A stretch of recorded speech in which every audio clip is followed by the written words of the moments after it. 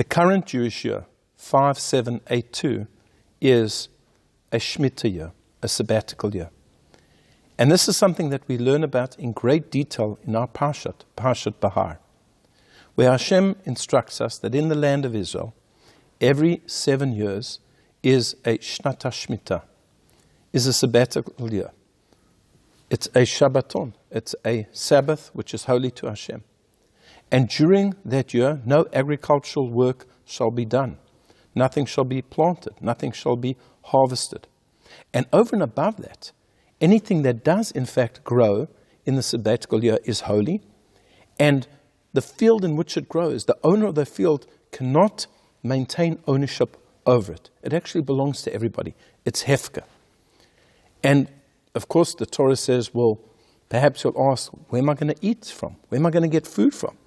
I'm living in the land of Israel, which is a country that's dependent on agriculture. How am I going to eat? How am I going to eat and look after my animals and provide for people? People are going to starve. And Hashem says, well, if you observe the sabbatical year properly, Hashem will send a blessing.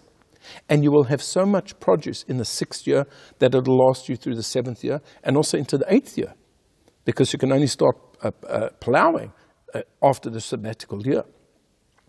Now, the Talmud explains, quoting a verse from Yeshayahu, the prophet Isaiah, that the part of the Mishnah which discusses agricultural laws is called Emunah. Emunah means to have faith in Hashem. When a person is a farmer and they are plowing the land and then they're sowing and they want their plants to grow, they're very dependent on weather conditions. Is it going to rain? Is there going to be frost? Is it going to be drought? They have to have an intense trust and belief in Hashem.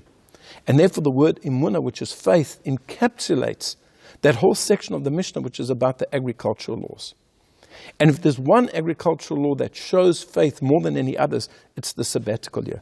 That the Jewish people are prepared to say, Hashem, we acknowledge that you run the world. And just like every week, we switch off for a day and we don't worry where our parnos, our livelihood, is going to come from, because once Shabbos is over, we'll go back to our livelihood, but you'll provide for us. So to the nation as a whole says, Hashem, we trust you. And we put our parnasa, we put our livelihood into your hands, and you will provide for us. It's an incredible test.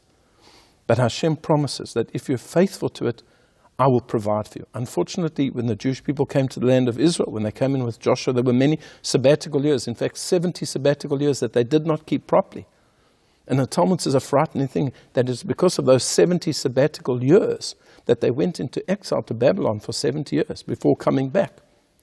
And therefore it shows the incredible faith.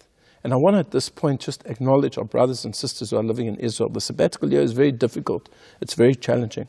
But they're able to get through it. They're able to show their faith and trust in Hashem, who, please God, should continue to look after us and bless us. I wish you a Shabbat Shalom.